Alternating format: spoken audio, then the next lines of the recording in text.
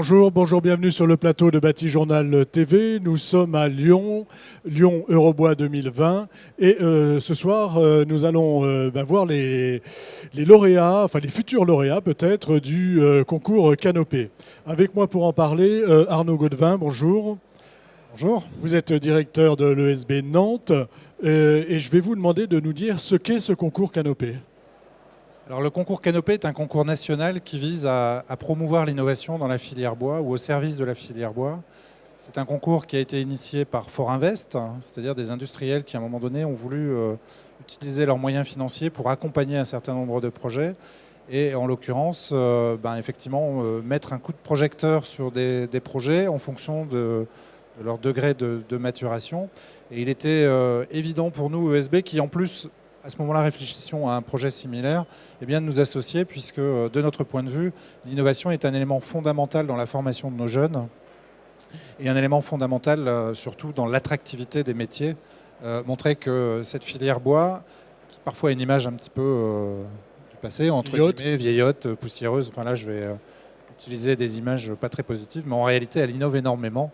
Et je prendrai un seul indicateur relatif à ce concours, c'est le nombre de dossiers, puisqu'on a reçu un peu plus de 140 dossiers à l'échelle nationale.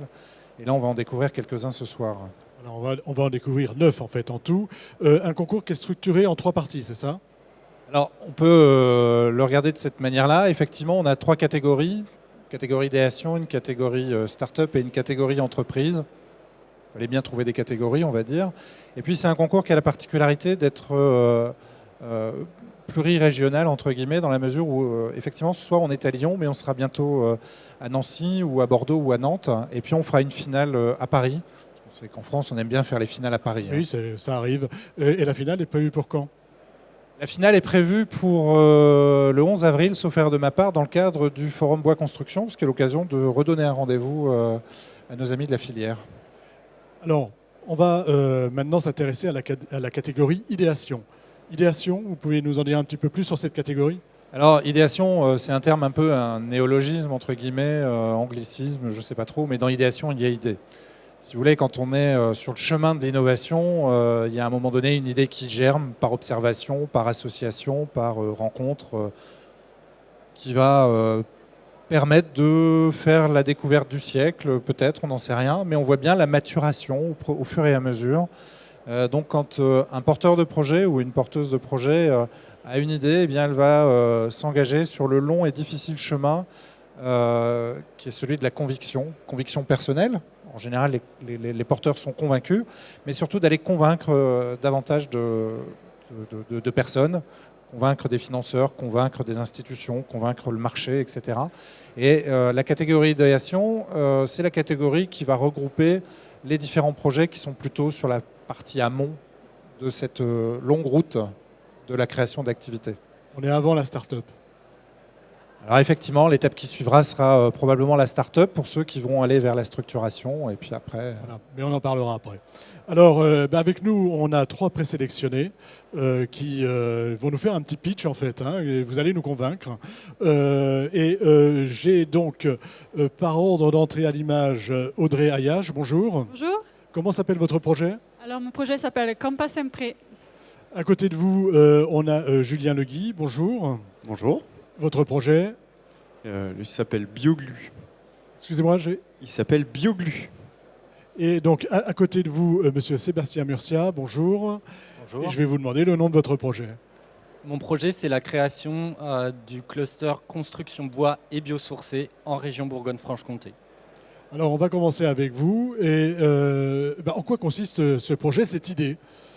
Alors, donc tout d'abord, je vous explique que je suis architecte de formation. Et donc mon projet Campa Sempre que je développe, c'est la création de monuments funéraires écologiques en bois, personnalisables et made in France. Donc d'où vient cette idée? En fait, simplement, c'est en rendant visite à mon grand-père au cimetière, je me suis dit que j'aurais bien aimé dessiner sa tombe en faisant quelque chose qui lui ressemblait. Donc personnalisé en fonction de qui il était. Donc il aimait bien la pêche, voilà, le vélo typiquement. Et donc, je me suis dit, en observant que voilà, dans les cimetières, il y avait en fait un manque de diversité des sépultures, c'est-à-dire une uniformisation en fait, et que voilà, il y avait peu d'alternatives qui étaient offertes au public en matière de produits dans ce secteur, et qu'en plus, voilà, il y avait peut-être une tarification qui n'était pas très claire, un petit peu opaque. Et donc voilà, tout est parti de là, et c'est aujourd'hui que je me retrouve ici à présenter mon projet. Donc ce que vous proposez, c'est un monument funéraire en bois. Voilà, c'est ça, en bois, oui. Le produit, c'est le bois. Le produit, c'est le bois. On utilise le bois, on n'utilise pas le marbre, Voilà, pas la on pierre. remplace en fait le granit et la pierre par le bois. Donc le Est-ce qu'à futur chaque sera bois. fois, c'est un produit standard, on va dire, ou est-ce que c'est à chaque fois, comme vous êtes Voilà, architecte, oui. un dessin d'architecte? Voilà, l'idée en fait, c'est les 3 enjeux du projet, c'est d'offrir donc un monument esthétique, chaleureux et accessible à tous. Ensuite, de produire de l'industriel personnalisable. Donc ça, c'est possible grâce aux possibilités de l'informatique à la robotique aujourd'hui. Et dans un second temps, donc, de créer une chaîne logistique optimisée pour maîtriser l'ensemble des coûts, bien sûr, et pouvoir offrir ça au plus grand nombre. Avez-vous déjà fait des prototypes? Avez-vous déjà testé votre idée à droite à gauche? Voilà, donc comme on disait, là, on est dans la catégorie idéation, donc on est en phase amont de la start-up. Donc oui, j'ai déjà commencé à faire des prototypes, et d'ailleurs, je cherche des partenaires, donc notamment en approvisionnement bois, en production, qui pourront m'accompagner dans la concrétisation de ce nouveau produit. Voilà, un appel à partenaires. Voilà. On a tout dit? Oui, on peut rajouter que voilà, le projet est soutenu déjà par la French Tech via un programme qui s'appelle le French Tech Tremplin. Voilà, s'il y a des personnes qui veulent regarder, par la BPI et voilà, j'espère bientôt par la French Fab, donc le regroupement de tout ce qui est industriel. Un projet qui intéresse. Voilà, merci. À vous, Julien. Julien Legui, je précise que vous êtes postdoctorant au centre de recherche sur les macromolécules végétales, le CERMAV, c'est ça, de Grenoble. Tout à fait. Alors, BioGlu. La BioGlu, colle bio. Alors, pour remettre un peu de contexte, donc moi je suis porteur d'un projet de start-up qui s'appelle Funcell. Et on a différents marchés pour les additifs pour la papeterie ou pour les colles pour les panneaux de particules, le projet BioGlu en question. Alors ce projet vise à faire des colles qui soient biosourcées, non toxiques, et recyclables, en opposition avec les colles actuelles pour les panneaux de particules qui sont pétrosourcées, qui sont toxiques principalement à base de formaldéhyde, qui va être relargué dans l'air de nos habitations et donc nous mettre en contact avec des produits toxiques dans la vie de tous les jours. Donc un travail à la fois sur les colles, hein, sur la qualité de l'air intérieur, sur une ressource biosourcée qui nous permettra L'idée, c'est de basculer vers un panneau qui serait totalement biosourcé. Tout à fait, oui. Nos colles sont faites en fait à partir de bois.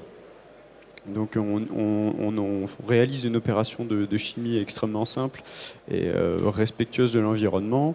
Et on obtient des colles qui sont viables pour les process de panneaux de particules.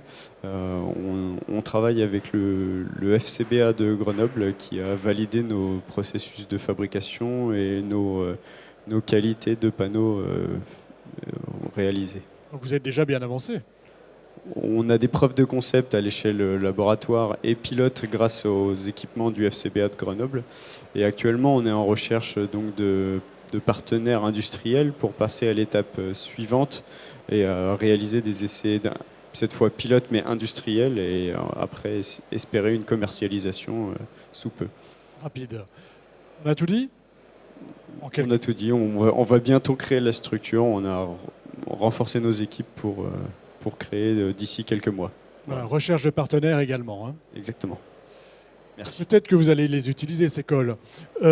Donc, cluster construction bois biosourcé Bourgogne-Franche-Comté. Expliquez-nous de quoi il s'agit. Le principe même du cluster, c'est de rassembler des acteurs du bois, des biosourcés, issus de notre région qui est la Bourgogne-Franche-Comté, pour que ensemble nous puissions parvenir à développer la part du bois dans la construction. On sait que c'est un vrai challenge, mais on sait aussi qu'il y a énormément d'attentes sur le sujet. Mais l'idée de se rassembler, elle vient d'un constat simple, c'est que 1 + 1 = 3. Et on veut servir de cette force-là pour que des très petites entreprises, des PME, puissent bénéficier de cette force collective pour pouvoir s'imposer sur le marché. C'est quoi? C'est des constructeurs, des fabricants de produits qui sont les gens qui se sont rassemblés, que vous allez agréger? Alors aujourd'hui, on compte déjà 20 membres. Évidemment, on va en recruter d'autres au fur et à mesure de la vie du cluster.